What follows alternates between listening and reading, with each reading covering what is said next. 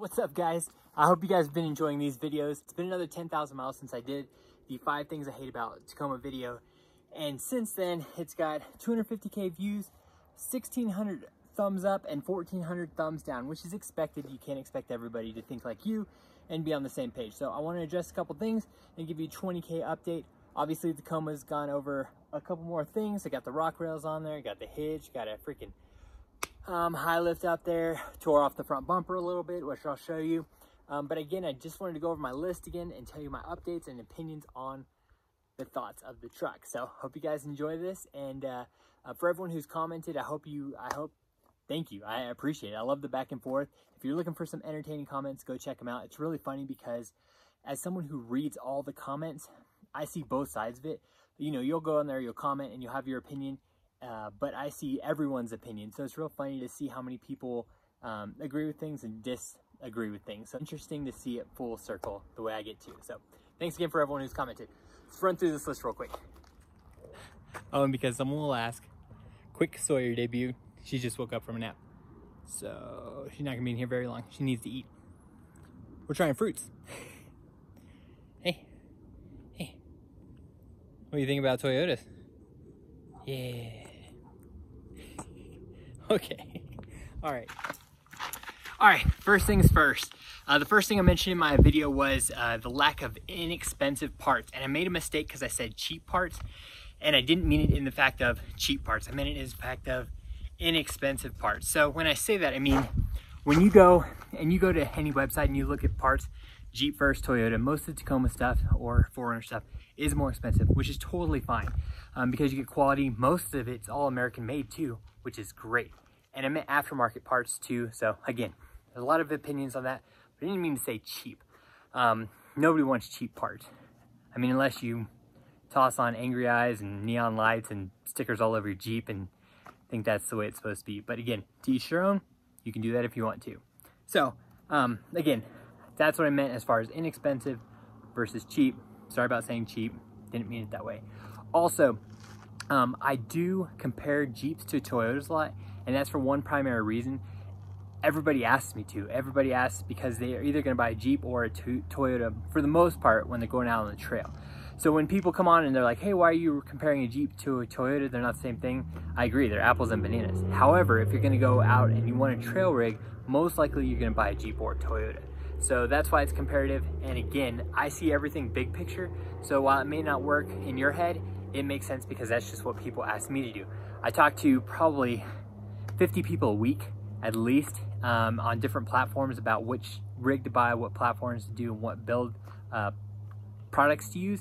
So again, it's kind of a big picture thing for me, and that's why I do it. All right, so let's move on to number 2. Okay. My biggest complaint by far has always been the gearing in the rear end and the engine power. They should have put the 4Runner engine in here. I think pretty much everyone can agree on that. You're not buying one of these to hot rod around the track. I understand that. But however, when you need to go up obstacles and stuff like that and you don't need to put it in 4 low, it is nice to have some bottom end. Most people I talk to agree with that. If you don't think it needs more bottom end, maybe you're driving it differently. Again, everyone uses these trucks and platforms in their own way, and if it works out for you, that's awesome, that's great.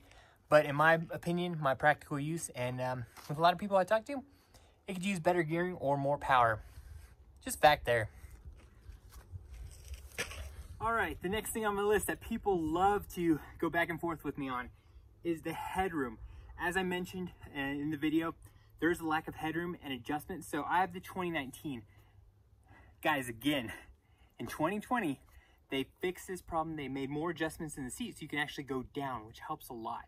I'm 5'7". When I'm sitting here in a normal position, I am 2 fingers, if not less, from the roof. That's sitting up straight. Obviously, you can lean back. You can make more space. Everyone sits in their vehicle differently. I have the sunroof, so that kills another inch. Boom, got him. Now again, I talked to a bunch of people about this and I get a lot of opinions and a lot of facts from people. Facts just being, if you're 6 foot tall and you tell me you don't fit, then I mean, that's a fact, you just don't fit. I mean, if you're 6 foot tall and you tell me you do fit, that's a fact to you too. On average, out of all the people I talk to, 75% of the people say that they think it's a little too cramped and that they don't fit well. And 25% of people say they fit perfectly fine. And that's all heights. So again, if it works for you, it works for you. If it doesn't, it doesn't. And again, 2020, they fixed this issue. So it helps a lot to have more adjustments in the seat. So again, to each their own. I'm 5'7", so I can't really tell you what it feels like to be 6 foot tall in here, maybe taller than that. I can only tell you what people tell me and what people who ride with me tell me. Because I've had people who are 6'4" sitting here and they're just like, dude, I hate your truck. So just trying to relay what people tell me. All right, number 4 on the list was tire limitation, and I want to address the spacer lift. I can't tell you how many times I've said in these videos that I hate spacer lifts. I don't ever do spacer lifts. I did it specifically for this truck because I wanted to test and review it. I'd never had one, and I figured it was time to you know, just try it out and give some people some feedback. That's what we do on this channel. We buy actual products, we test and review them, and we give you feedback. I hate it, still hate it. It's like driving around on a pogo stick off-road. It sucks. All you hear is boinging springs, and the upper control arm, it's at a horrible angle. It shouldn't look like that. If I could go back, I would have tested out a 2-inch spacer lift up front.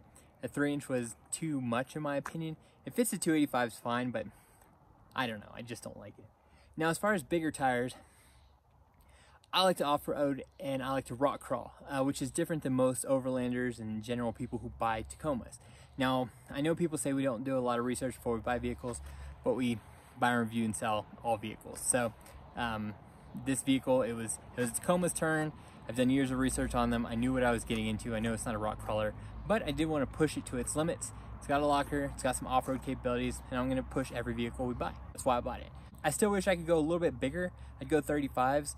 Now, at this point, after having it for 20,000 miles, I'm just going to get another rig and build it to go off-roading and keep this how it is. If I was to keep it, I would go 35s, but again, that's my use and my practicality. Most people who buy these trucks aren't going to put 35s on them, so they'll never need to complain about having too small of a tire on there or capability for it. Yes, I know you can get 35s on there with smaller lifts, chopping stuff, making it work. Just trying to tell you that, you know, if you just want to get 35s on here or something bigger than 285s, you know, you're going to have to do a little bit more work to your rig or chop it or cut some fenders and stuff like that. So again, just facts for people who've asked, trying to answer questions and help people out. I think that one's pretty good, so let's move on to next. Excuse the mess, just got back from bear hunting. That was a good time. Didn't see any bears, but it works out. Okay, the next thing I mentioned on the list was basic interior. I still think it's a pretty basic interior, and again, I want to kind of rephrase that a little bit. What I meant was it's more of a like car style interior than an off-road vehicle interior. And again, I know most people don't buy these for a lot of hardcore off-roading, but it was just my opinion as far as it feels a little bit more basic in terms of being more car-like than off-roady. And again, compare it to a Jeep or the new Broncos interior, and you'll kind of see what I'm talking about. And that's all I'm relating it to. Function-wise, it works out perfectly. I love the simplicity, and I know that kind of contradicts itself, but it's almost so car-like and simple that it works out, and it's perfectly form over function. So I will say that I do like how everything is set up because I know where everything's at and it's not too complicated. I don't want a freaking, you know, a cockpit of stuff in here, but you know, if it had more of a off-roady feel, that would be kind of cool. Again, that's just my opinion, and hopefully you understand what I'm saying with that. So have everything set up. Oh, people keep asking me what this is. It's just a trailer brake. If you know what it is, you know what it is, but this works out really well. Quick thing, it's a P3, plugs in right there with the wiring harness. Worked out great. I love this trailer brake. A lot of people do mention though that there's not a lot of leg room here, and that gets rid of a lot of it. So you could put it in here and it'll work out better. But again, that's everyone's preference, just what some people tell me. I kind of agree with that because, well, this aside, I kind of agree with it anyways, just because I have to sit a little bit closer, short leg syndrome. But anyways, that is that. That's my opinion on the interior. To me, it's perfectly fine. I do like that they put some stuff up here too. That works out really well. So you got your locker, A-track, and all that stuff up there, which is cool. Towing. Obviously, I put a tire hitch carrier here that I made for my spare tire. So towing isn't really a big thing for me anymore. If I need to tow something, I can take that off. We also sold the trailer. It was either that or get a new vehicle. And honestly, the trailer was kind of sitting here with Sawyer here now. we just figured it'd be best to sell it and get something else later on. A lot of people ask why I put the tire here. I do it because if you've ever been on the trail and you've lost a tire and it's under here and you're under a rock or something, it is rough to get out. So this just makes it a little bit more accessible, works out perfectly. It does block your rear view camera, but that's what mirrors are for, so you're good to go. It folds down, which is cool, so I can get the tailgate. I don't want to put it in the tailgate or in the bed because then it takes up bed space, and I'm not going to put it on the roof because then you have way too much top heavy. It's like back when I thought I wanted a rooftop tent, and then I drove around with one and saw people with them. Way too much weight up top, not my preference. Plus, I prefer to sleep inside the rig. Oh, I have slept in the back seat of this truck, by the way. It was cramped, and I had to push the passenger seat all the way up, but it worked. Made it through a couple nights, and it was good to go.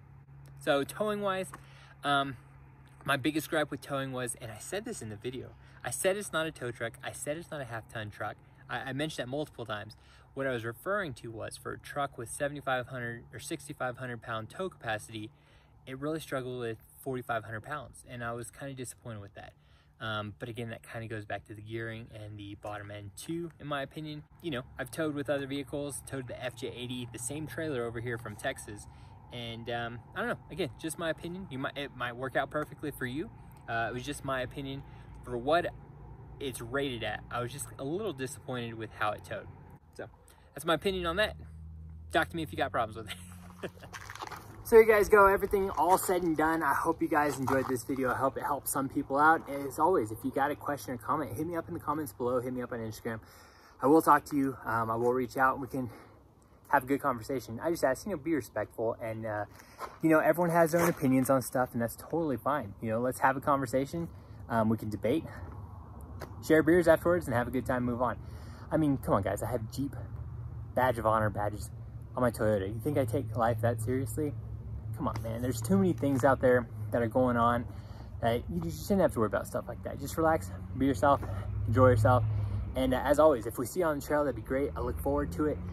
We try and help people out as much as possible. We like talking to people. And if you ever need a hand, you know, even if you talk shit to me on this channel before, if I ever see you on the trail and you're broke down, we're going to help you out. You know what I mean? That's just how it is and how we like to do things. So also, if you got any questions on Tacomas, I got those rock rails for 450 bucks Weld on. I'm super pumped about those. I ripped off the front of that over here because I like to rock crawl and I thought it'd be fun to do. And you know, it's just what I like to do. Again, everyone's got their own opinions and their own life. You're free to live yours and I'm free to live mine. And that's what makes the world go round, guys. All right, hope to see you on the trail. As always, thanks again for watching.